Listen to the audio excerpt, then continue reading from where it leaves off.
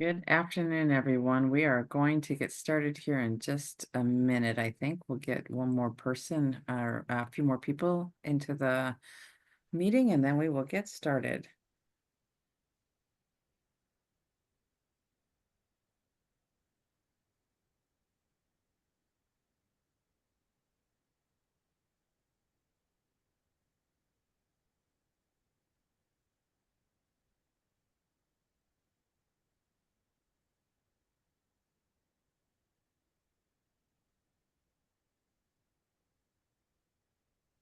It's also very possible that as you've been joining, you might appear as Morgan Barrett.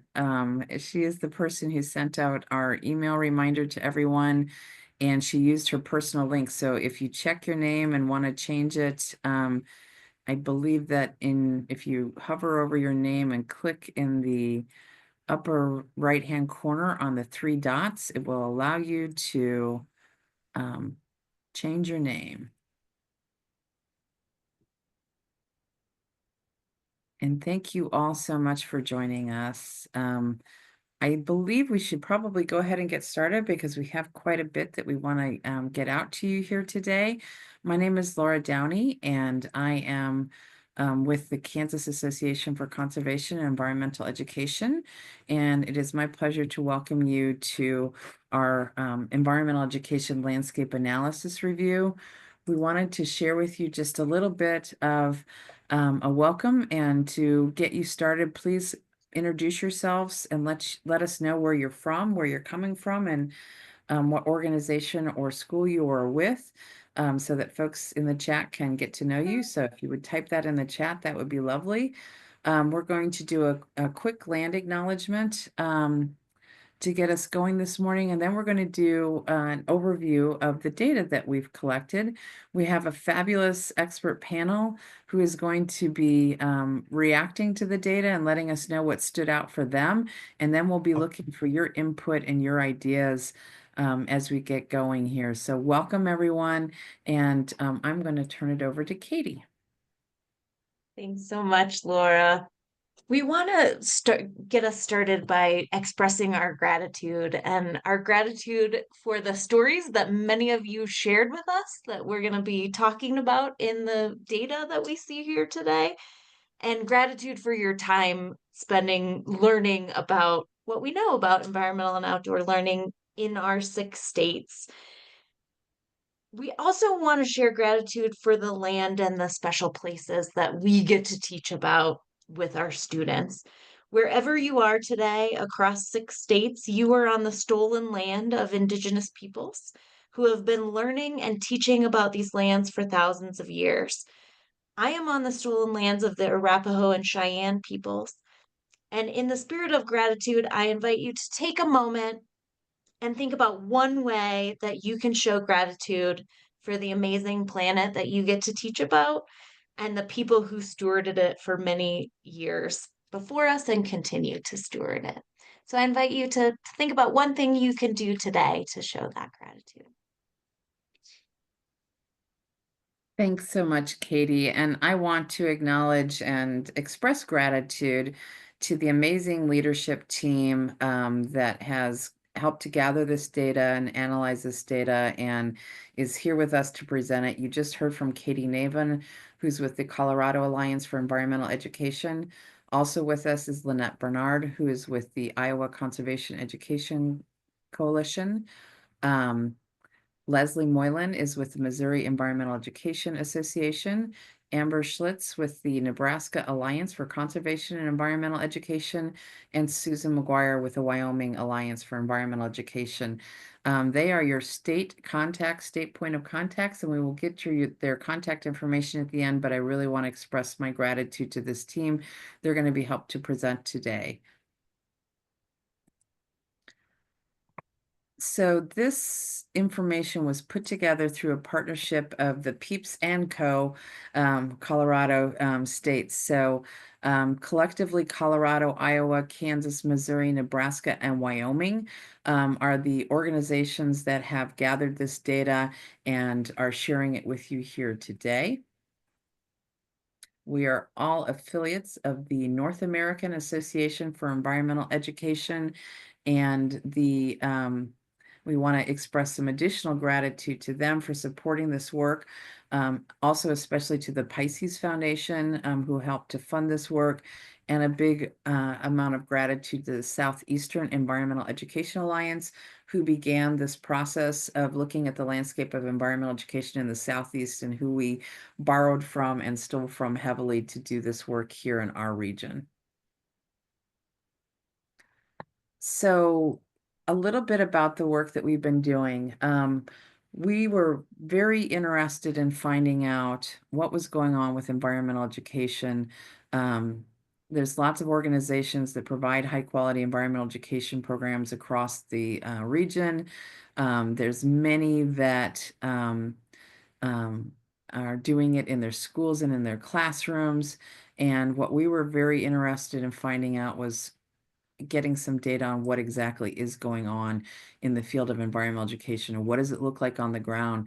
And more importantly, what we wanted to be able to do with this data is to figure out how we could strengthen environmental education in our states and across the region and work together and have a stronger, more inclusive environmental education movement in our region. So this data was collected with all of that in mind, and a little bit about the methodology.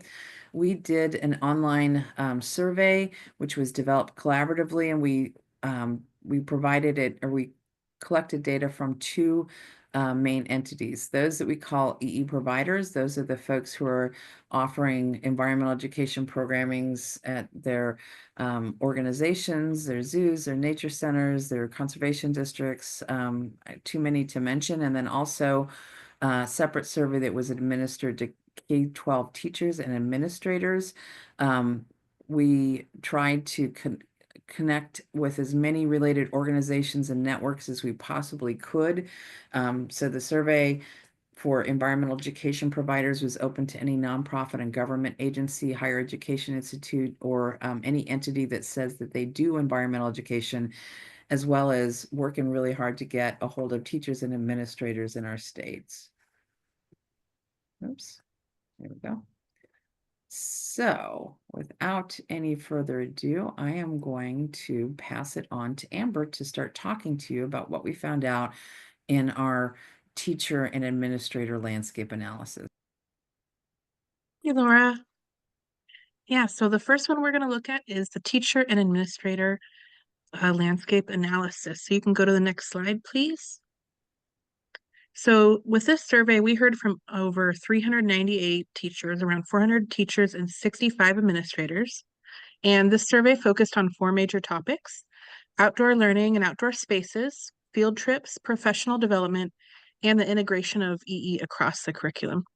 And we also have some emphasis on better understanding climate literacy as well, the efforts in schools, and we'll talk about that more shortly. You can go to the next slide, please. Thank you. So this first section digs into outdoor learning and outdoor spaces at schools, where we asked the teachers and administrators if they have some specific environmental theme focuses or requirements for EE in their schools. And you can see that it was only about 30% said yes, they do have a focus, when the rest said no, and then about 35% said they do have a requirement for EE in their school. Next slide, please. In this next one, we looked at the frequency of outdoor learning taking place in schools. And you can see I would say about like 93% of respondents took their students outside at least a few times a year, which is great. But only about half, so 53% of respondents took their students outside at least a few times a month. Next slide, please. And we really wanted to understand the top barriers to campus outdoor learning. Of course, that's one thing we're focusing on. So when looking at participants asked to rate these barriers, the top two were logistics, such as scheduling and time and distance, and staging, and also cleanup and student behavior. And I might just pause for a second and let you look at this, because I know we'll be zipping through data today. As a reminder, this data will be available to everyone as well. So if you're trying to quickly write down notes, you'll be able to see this later on as well. Next slide, please. Finally, we were really interested, especially as environmental education networks and organizations, we were wondering what resources would be helpful to incorporate or increase outdoor learning in the classroom setting. And although you can see several of these resources that they indicated are physical resources, there are actually quite a bit that EE providers themselves can help address here. So specifically, we saw lesson supplies as being a big one, teaching materials, and that came up quite a bit, best practices for teaching outdoors, and professional development, which we are happy to see that. And I'll just let you look at a few of the other ones as well.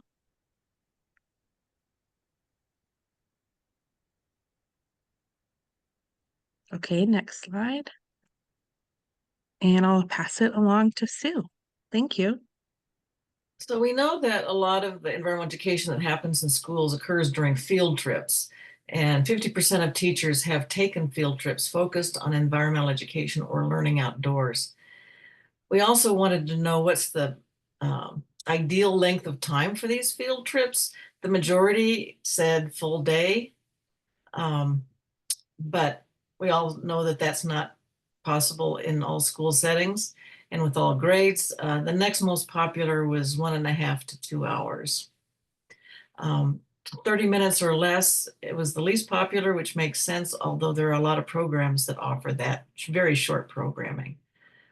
Next slide. We asked what were the top priorities for their students in taking field trips. And not surprisingly, the highest score went to providing students with hands-on experience related to the subject matter. That's obviously hands-on experience is the best, and that came up again in terms of other kinds of hands-on learning, not necessarily related to subject matter, but just hands-on learning. The second most or highest priority was doing something fun and enjoyable.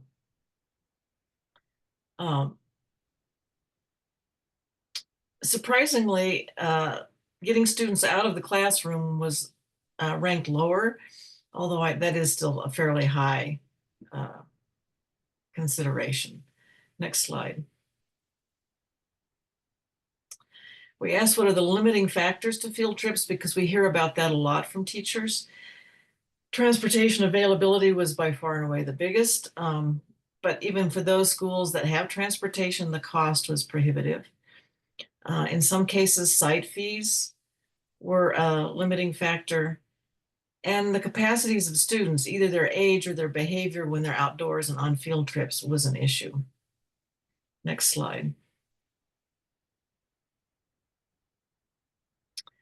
We asked what professional development teachers have participated in about outdoor or environmental education. A little over 30% had none.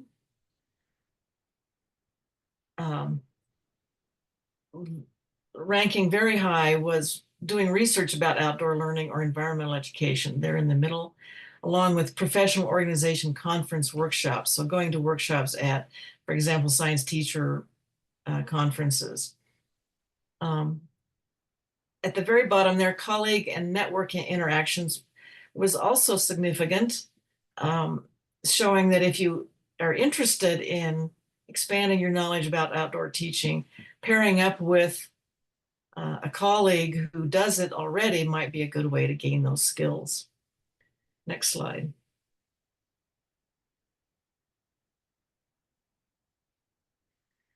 We asked what kind of professional development has been the most effective. Again, not surprisingly, field-based, in-person, hands-on ranked by far the highest.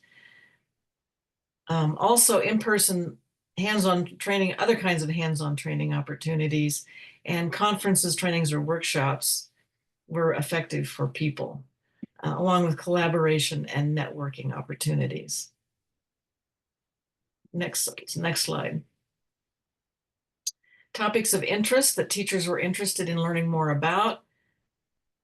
Again, by far the highest down there at the bottom is age-appropriate and locally relevant lesson ideas and hands-on activities. So age-appropriate and locally relevant are extremely important descriptors because there are a number of environmental education types of programs that are more generic, have more of a generic focus and not the local focus. And clearly that's an important area that teachers are interested in. Outdoor learning best practices is also ranked high at 36.5%. And that probably relates to feeling like student behavior is a limiting factor in taking kids outside. And also high was gardening. And we know that school gardens are a huge type of programming that a lot of schools like to have because it gets the kids outside, but still on the school grounds. Next slide. And I will turn it over to Leslie. Thanks, Sue. This slide kind of follows on Sue's we asked where environmental education is taught in schools, and almost 60% of schools reported that environmental education is taught in science, and school gardens are a great connection point for science, as we know, and followed by special occasions like Earth Day and things like that. It's really rare that other subjects outside of science are taught, and only 17.5% of folks who took the survey see environmental education as interdisciplinary. Environmental education is super interdisciplinary. It's not just something we teach, but it's a way to teach, and it can actually help, quote, buy back time, especially for elementary teachers, because it's so interdisciplinary. So raising awareness around this concept is an area that's kind of ripe for some work on our part to help shift that mindset. Next slide, please. The final topic we looked at was integration of environmental education into the curriculum, and we asked respondents to rate what the major barriers to this were. And you can see they're all they're all fairly high. Outdoor learning, scheduling, and time came up at the top of the list here. And so we want to think about how we can equip schools to do this effectively without it being an additional time burden. Kind of relates to the last slide, what we're talking about there as well. Next slide. In this slide, you'll see we asked what the most valuable tools for increasing environmental education in the classroom would be, and over 56% indicated a need for field trips, and we've learned about some of the barriers, so there's an opportunity to figure out some supports there, followed by guest educators, and understanding best practices for teaching outdoors. That came up again. So the professional development offerings could help with that, and our networks of partners, we can help connect. Next slide, please. We also wanted to look at how schools make environmental education inclusive to all their students. And 51% of schools, so just at the halfway mark, really are able to make outdoor learning and field trips accessible to all of their students.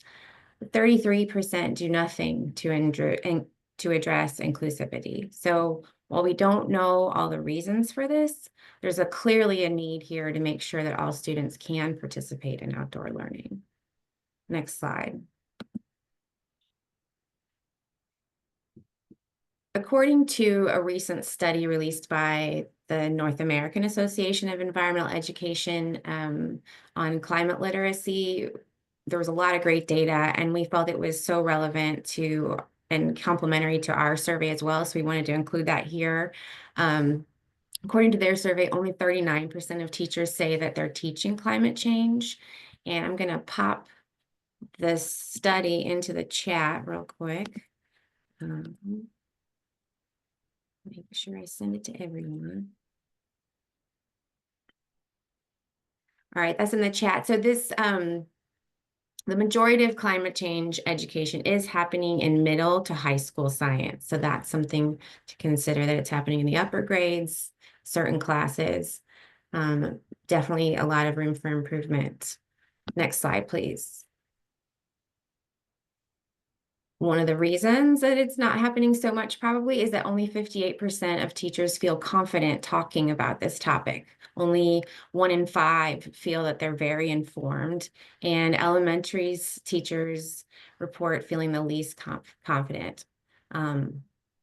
Next slide, please. 2/3 of teachers said creating developmentally appropriate climate change education materials was extremely or very important to support effective teaching about climate change. And they don't always feel confident in their ability to teach this. They say they don't have the relevant resources and they don't always feel supported by administrators or parents. And 3/4 of teachers have never having received any professional development training on this topic.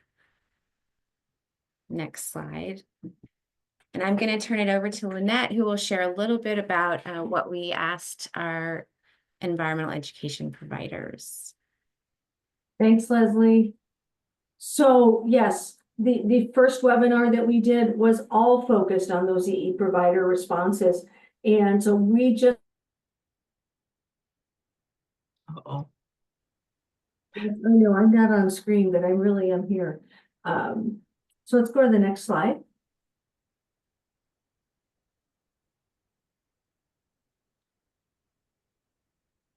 One thing that our providers are serving many in our region. So across the 6 states, if you were to do the math, so providers in the 6 states are reaching about 25% of the students, which means we have room for growth. Next slide, please.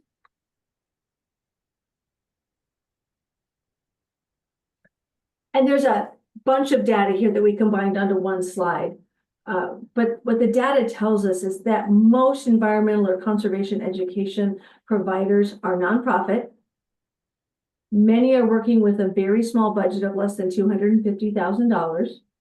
And they're also working with a very small full-time staff size.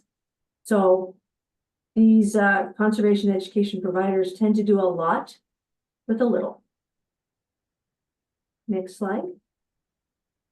I think I get to pass it on back to Leslie. I think it's Katie. Thanks. One of the things we also looked at was geographic distribution. We know that field trips are a really important offering for teachers, and it's something they're looking for. And so thinking about where these folks are found, we wanted to see the distribution of them. As you can see, there are gaps in every single state in terms of what's accessible in terms of environmental and outdoor learning providers. While the dots only tell us their headquarters and doesn't tell us everyone they serve, it does give us a good idea of what's accessible. Go ahead and go to the next slide. One of the things that is actually a tool that is available for you to use is these education, climate, and equity maps that were created. So the blue dots on the map that you see on the screen here are environmental and outdoor learning providers that provide field trips, programming, resources, supports. So you can actually go into these maps, and I put the link in the chat for you, and see what's around you of the folks who provided data to the survey. You can also add a number of layers to the map around all kinds of different topics to better understand the communities that you are in and your students are in, or that these places or field trips you might be taking are in. One example of that is looking at the social vulnerability index. So you can see the darker areas on the map, those purple areas, have the highest social vulnerability. They are also the ones with the least amount of environmental education providers in those areas. You can put any number of layers on these maps to look at what parks are near you, what environmental hazards are near you, what are the drought history near you. There's all kinds of things that you can check out and look at. So I encourage you to use these maps to get a better idea of what environmental issues you might want to be exploring, or what you might want to be aware of that your students have access to. Go ahead and go to the next slide. We also asked our providers of what types of programs they were offering and for who. We found that the highest number of programs were offered for those upper elementary students. So lots of programs available in that third, fourth, and fifth grade range. And then we saw a dip in the number of programs available for both early childhood and particularly ninth and 10th grade students. It jumped a little bit with those upper grades in high school, but definitely some gaps there. And there are some significant gaps in professional development available. There were fewer than 25% of programs that serve teachers or other educators. Go ahead and go to the next slide. In terms of types of programming that are available, the most selected or identified was direct teaching, followed by field trips. And again, similar to the last slide, there were much fewer professional development offerings and particularly fewer professional development offerings for administrators. Go ahead and go to the next slide. When we looked at the themes that were available for programming, they ran the gamut, but conservation themes and outdoor learning themes were by far the highest. We found that climate change programming occurred with moderate frequency or was available with moderate frequency. And while that's true, as it's moderate frequency for the theme, we did find that 88% of programs incorporate climate change into their programming in some way, shape, or form. So even if that's not the overall topic of the program, it's likely that folks are starting to integrate that. We didn't find as many programs around sustainability themes, things like green building, transportation. There were much fewer offerings related to those topics. Fewer offerings related to marine and coastal ecology, which you would expect probably in the middle of the country. Go ahead and go to the next slide. We also asked about what standards environmental and outdoor learning providers were aligning their programs to.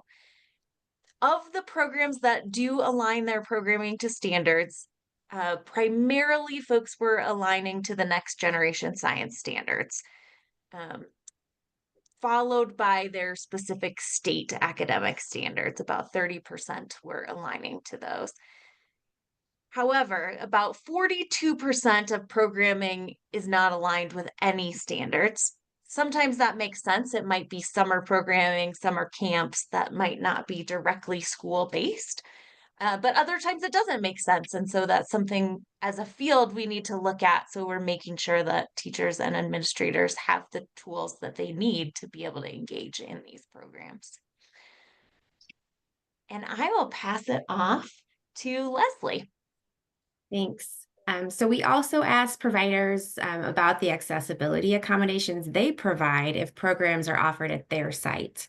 40% of providers reported that this question wasn't applicable. And again, we're not exactly sure why. It might mean that they don't provide programming on site. Maybe it's what they have to offer is resources or technical assistance or guest speakers. But either way, 40% said not applicable. Special education and mobility accommodations were provided the most, still less than half provided that. And notably, only 13% of programs in this survey are offered in Spanish. And I think this really goes back to the issue of capacity for most of our environmental education providers. But it's something that this survey can help us highlight the need for more accessibility and accessibility accommodations. Next slide.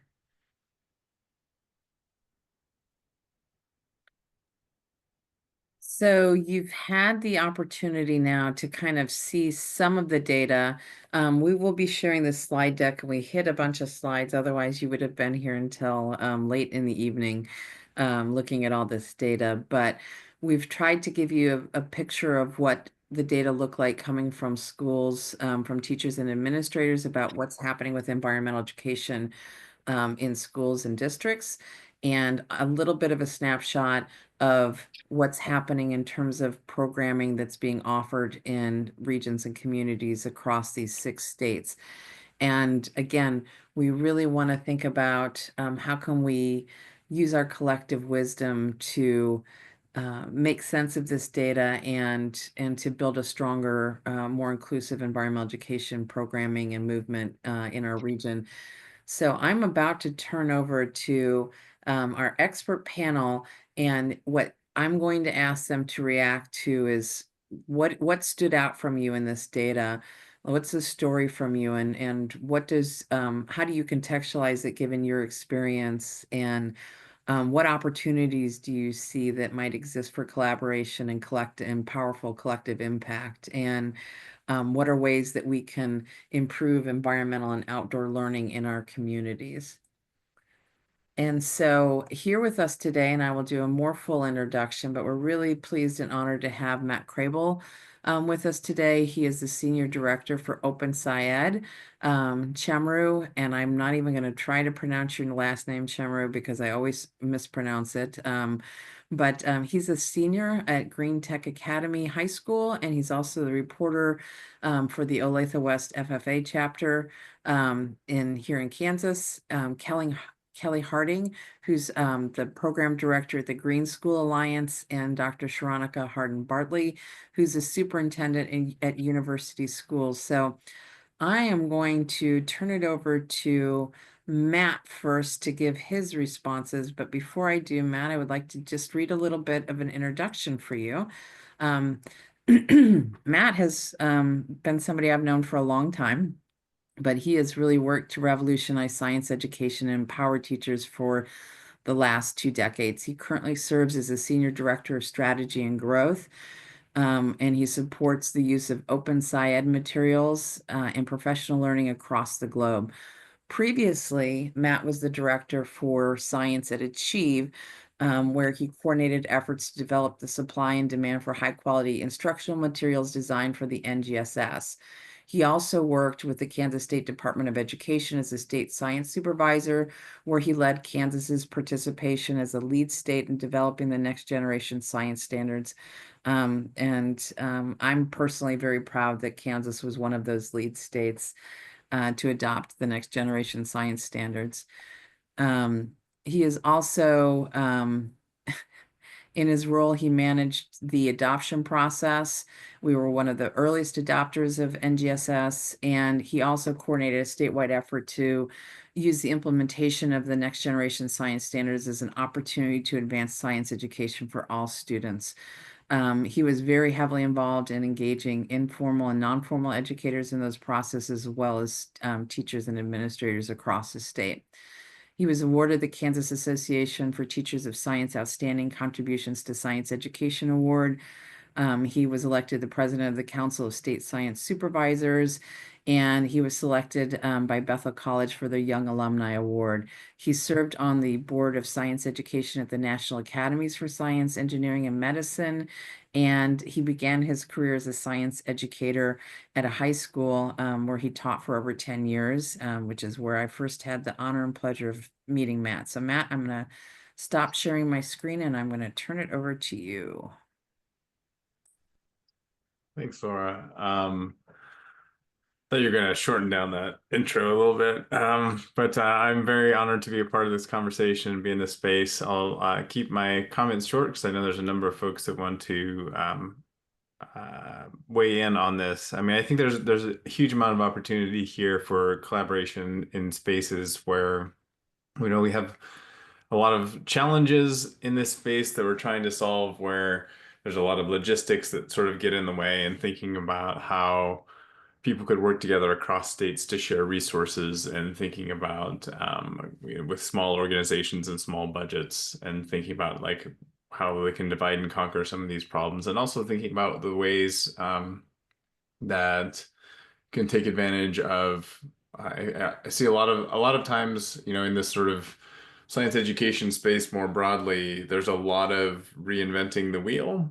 and we start with new things every single time, and we're developing a lot of new lessons, and we're developing a lot of new experiences, and thinking about how we can zero in on making sure that the ones that we have are really supporting student sense making and are the types of things that can be a part of a curriculum instead of having to get wedged into and pushing aside the things in the curriculum when there's already a finite amount of time. So I think there's a lot of potential there for spaces, um, and figuring out ways to utilize materials or articulate with materials that are OER and that are in a lot of classrooms. So those are just a couple of things that sort of popped into mind. But I want to give time to other folks to share their ideas as well. Thanks so much, Matt. Chamro, I will let you go next, and I want to do a little introduction for you.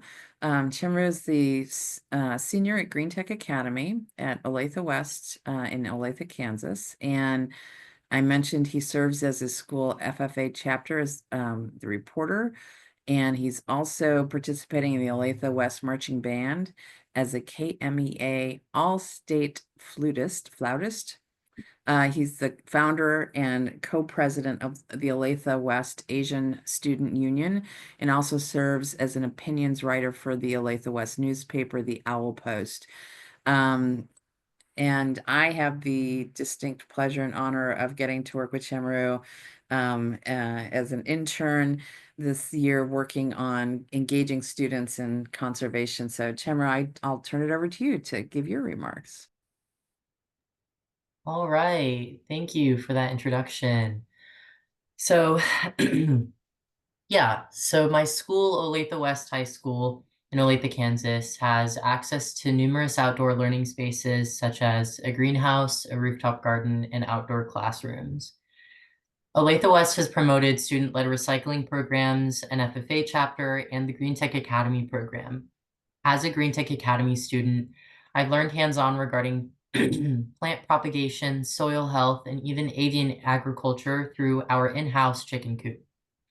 Environmental education helps create a self-sustaining community in which we appreciate everyone's contributions. We grow lettuce and other crops using our hydroponic system, run and maintained by students, and donate produce to our student naturalist program for our rodents and reptiles. We donate free flowers grown in our greenhouse to our cafeteria staff to show them our appreciation for their daily contributions to our lives. So you see, our environmental education program not only takes place outside of the indoor classroom, but also involves everyone at our school, from our English language learners to our custodial staff to our teachers and administrators. Olathe West takes pride in being a Kansas Green school, and everyone benefits from our environmental programs in several socioeconomic capacities. I recognize that other students may not be as lucky as me to have these opportunities, but it motivates me to encourage leaders such as yourselves to push for specific funding for facilities such as these in secondary schools, while expanding the utilization of existing resources through the use of opportunities for professional development and community involvement. I remember in elementary school when my third grade teacher, Mrs. Reed, taught us how to make blades of grass buzz by placing them in between our thumbs and blowing air into them. I'm almost 18 now, and I can strongly say that that was one of my favorite memories growing up. Isn't that so cool that it took place in school alongside my teacher and my peers? I'm now leading statewide initiatives to advance the student experience in environmental education and stewardship. My interpretation of the data is that educators will benefit the most from wider access to educational resources pertaining to environmental education and stewardship. As a student, I'd love to see the integration of EPA and NOAA data in science and computer classes to develop students' critical thinking and data interpretation skills on a primary and secondary level. However, such a lofty goal of integrating this technology into existing curriculums poses a challenge for educators who don't know where to start. Overall, whether it's an idea from an inexperienced high schooler or a seasoned educator, it starts with the training and development of our educators as leaders into a brighter future for students. The gaps in environmental education, such as field trips and outdoor classroom experiences, are also due to the lack of funding and the allocation of resources to environmental education experiences. As a high schooler, I'll admit, I'm not the person to look to for financial advice, but I'll tell you this. Field trips to petting zoos and butterfly gardens may seem rather unimportant to the average primary school parent or administrator, but once again, these experiences shape a younger generation's perspective of our environment. They garner sympathy for our environment, critical thinking of the complex yet simple causes and effects of our actions on local ecosystems, and camaraderie among peers. I implore you to think about your favorite memory outside. Were you with family, peers? Did you hear the hum of cicadas and bees? Maybe the howling of wolves on a camping trip? The point is, what if we, as leaders in environmental education, can help create these memories that foster the minds of our future scientists, surgeons, lawyers, and entrepreneurs? Experiences in the outdoors not only educate students, but instill in them a drive to preserve our environment, those same buzzing bees and howling wolves that live in our memories forever. That's my spiel. Thanks, Chamara. That was awesome. I appreciate you taking the time to give your input today. And I am going to turn next to Kelly Harding. And Kelly is with she's a program director with the Green Schools Alliance, and she's passionate about empowering schools to drive change for a more sustainable, climate resilient, and regenerative future. As the START program director at the Green Schools Alliance, she's currently focused on continued development and rollout of START, the organization's flagship sustainability tracking, analytics, and roadmap tool. As the first ever whole school sustainability dashboard, START enables schools to methodically plan, benchmark, track, and collaborate on their sustainability efforts across more than 50 metrics, as well as analyzing their buildings' efficiencies and energy emissions. I'm sorry, I lost my place. In energy emissions, water and waste. And with a background in education, Kelly has worked in diverse K-12 schools across the globe. This experience has provided her with a unique lens for understanding the needs of teachers, schools, and students as they strive to reduce their environmental impact and increase positive contributions in their community. So Kelly, what stood out for you in this data? Thanks so much for that introduction. So something that stood out to me was sort of the gap that we're seeing in training for educators and the sort of confidence in being able to deliver that kind of material. So that is something as reflected in our own data, because we have a benchmarking tool where schools self-assess. And so, you know, our schools are scattered across the US, and it was interesting to see that that seems to be a national gap there. So roughly 80% of our participating schools don't engage educators in training related to sustainability learning.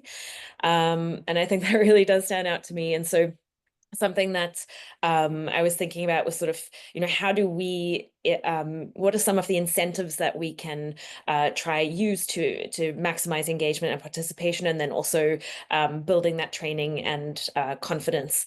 So when we have been trying to engage schools, we've been really thinking about how we're framing this, and I think that it's you know, similar for environmental education, where you know, everyone here is very aware of how essential this is to you know, maintaining a you know, habitable planet. But you know, how can we actually frame that in ways that resonate with a broader audience? And we like to think of it as, you know, how do we scratch the itch that others are looking for? And so when it comes to educators, I think that you know, we noticed educators are really time poor already. I know Matt mentioned there's a lot of reinventing the wheel. And so something to really leverage is existing resources that are curriculum aligned, because teachers do have to, you know, teachers that we've interacted with have really said that, you know, it's hard for us to include this in our course content because, you know, we have X number of boxes we need to tick. You know, we're really focusing on making sure that we're delivering the academic outcomes that are required. And so trying to frame this as a way to actually save time. There are existing resources that are absolutely fantastic, that are aligned to standards, and trying to find ways to really spread word of that, maybe setting monthly challenges for incorporating, at least one EE activity a month, and getting teachers to try and challenge their peers within their schools. So that was something around the, curriculum, or the teacher focused element of environmental education. But then I think there's also this big gap with school administrators. And I think we've noticed through our program that schools that have administrators that are on board with sustainability, with environmental concepts, they, obviously are able to give a mandate to their teachers, or, help to drive a school culture around sustainability. They can also institutionalize policies. And so I do think there's a big gap there with environmental education for administrators. I've noticed in your data, it was only 7% of programs are offering this for administrators. So, I think it was mentioned, trying to have workshops at conferences, trying to lower barriers to participation for school administrators to get in and to start realizing the importance of this. And then that sort of goes back to that sort of framing of it, like how are we framing this to school administrators?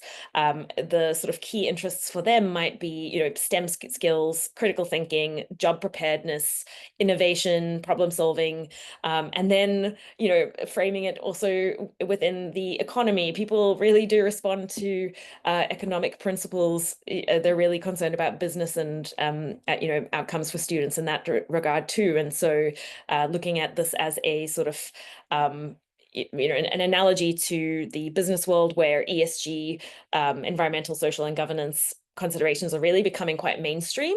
So financial institutions and corporations and banks are even requiring, climate disclosures, and, supply chains are being affected. And so trying to, find ways that we can frame this in ways that will scratch the itch of people that might not yet fully embrace the importance of environmental education in its own terms, as it really should be. Thanks, Kelly. Those are great insights and super helpful.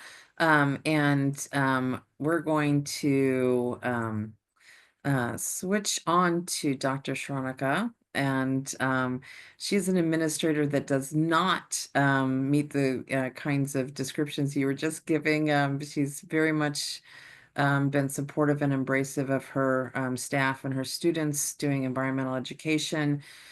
Just to give you a little bit of background, Dr. Hardin-Bartley has been a longtime advocate for racial equity, trauma-informed practices, and student voice in education.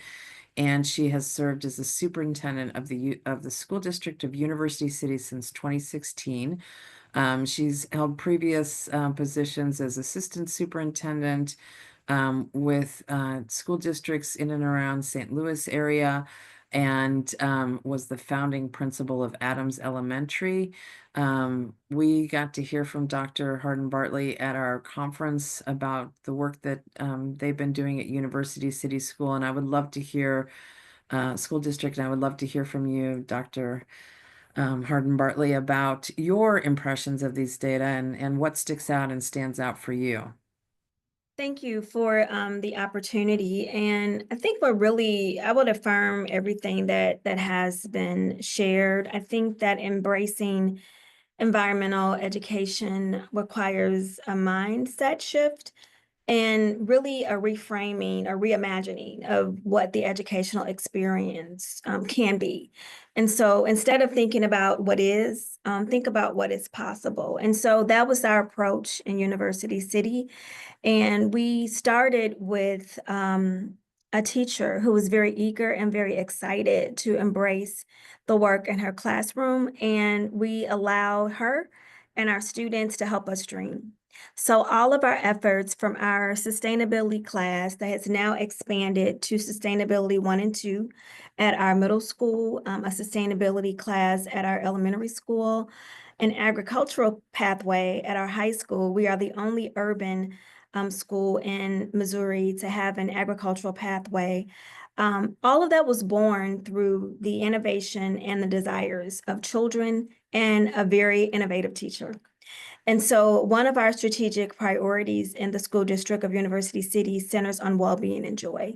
And we understand and value the benefit of environmental education when students are engaged in something that is bigger than themselves, engaged in solving real world problems that impact their community, but also communities beyond, and the current state, but also futuristically, when they are excited and invited to dream about what could be possible. We have a Grow Together event that came out of their dreams and their aspirations, where we provide produce for refugee families. We have a hydroponic trailer that will be installed at our high school again to complement our agricultural pathway. Many of those students who will take advantage of that certification program started that work as middle schoolers in our middle school. With the teacher mindset and mentality, giving teachers permission to think differently. I love the analogy of checking boxes, because we understand that time is finite. We do not have an abundance of time. But how do we help teachers think about ways to integrate science, environmental education, into literacy, into mathematics, into other content areas in a meaningful way, so that they are complemented more and students are able to have that enduring types of learning versus those kind of one-shot opportunities to engage with learning. And the service element in University City has also been extremely valuable to our sustainability work, because the students actually are in charge of taking care of the chickens in the chicken coop. They are in charge of tending to the gardens. They are in charge of harvesting the vegetables and the produce, and then putting together the Grow Together event. We recently hosted Black Farming, which is a production. We hosted it at Washington University, and it is a great film, Farming While Black, and it gives a perspective of the Black experience in farming, but also just the science behind farming as a whole. So finding ways to empower young people to be the facilitators of their learning, to really tap into those critical thinking skills, the entrepreneurial thinking skills, the collaboration, those soft skills that we know are extremely durable now more than ever, and allowing them to do that in the space of their classroom or their garden or a courtyard in a real and meaningful way. And so to be a district that is predominantly African American, where I had children who never wanted to go outside and wouldn't dare go in a chicken coop, who are actually harvesting honey, because we also have bees here in U City as well, to see that work come to fruition through the eyes of our young people is powerful. And what we are really aiming to do is to dream about what doesn't exist. We know what schooling looks like. And I would argue that the traditional approach isn't working for a lot of kids. So how about reimagining how we do this thing called schooling? And I guarantee you that in doing so, the literacy, the math aptitude, the science aptitude, the other academic progressions will happen when students have a joy and love for the learning and the experiences that they have as a result of school. And they're more inclined to be committed, a part of, and really embrace this sense of community. In U City, we call it Ubuntu, I am because you are, and we embrace that in everything that we do, and our sustainability efforts affirm that work. And oh, by the way, we are a U.S. Green Ribbon School District, one of the only urban districts in Missouri, and honestly in the nation, to receive that distinction. Thank you so much, Dr. Harden-Bardley. That was amazing. And I'm curious, I have just one quick question, and you may not be able to answer it, but one of the things that Kelly was speaking to was administrative support for doing this kind of work. Where do you see there might be opportunities for us to build that support? Administrative support for schools or external entities? For schools, well, either which way.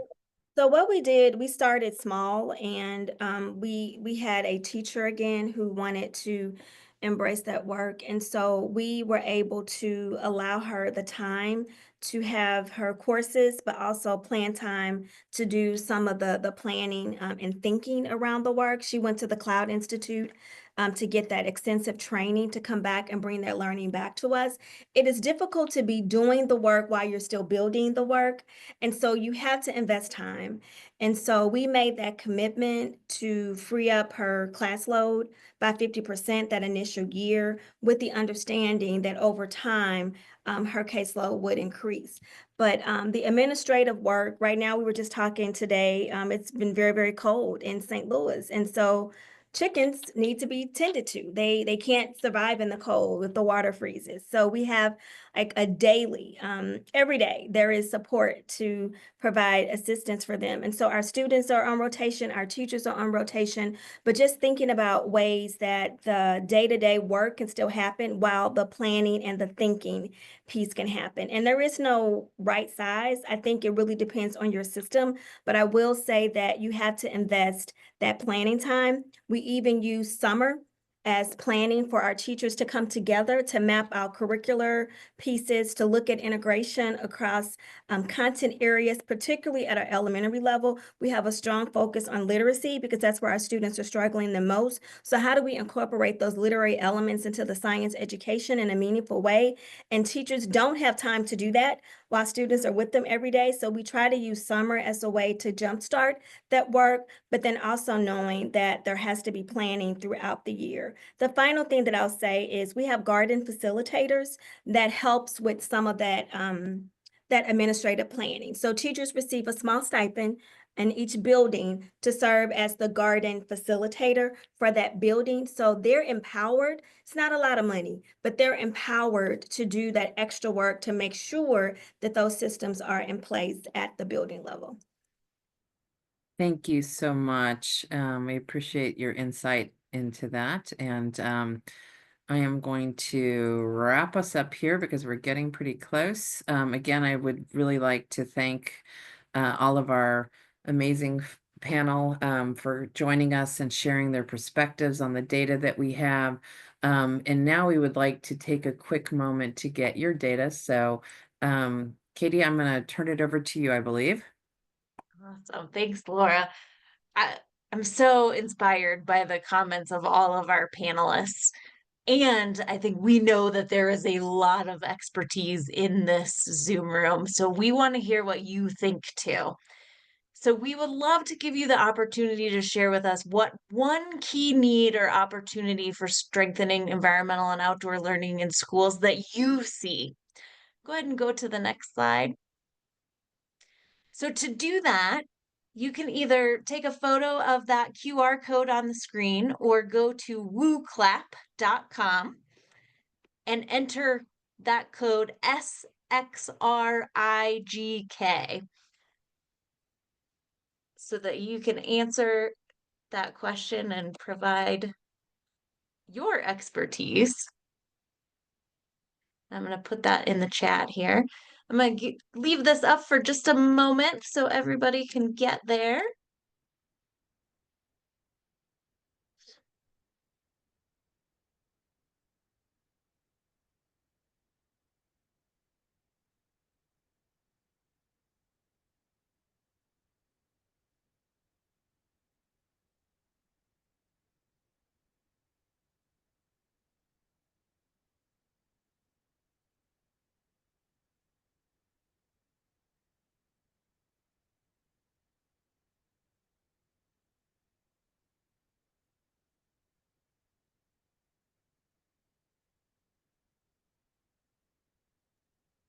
Are you getting responses? There you go.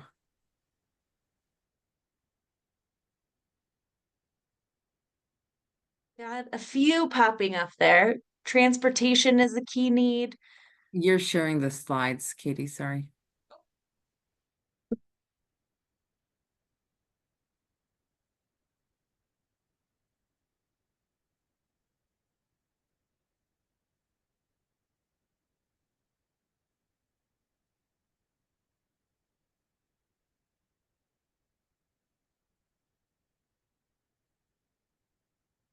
Can you see that now?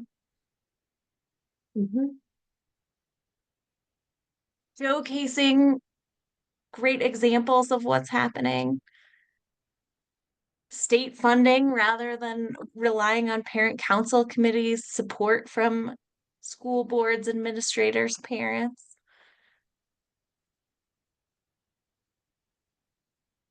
I'm going to invite you to continue adding to this, and we'll have this up for the next week. But we are right at the end of our time here, so I'd love to turn it back to Laura to finish us up.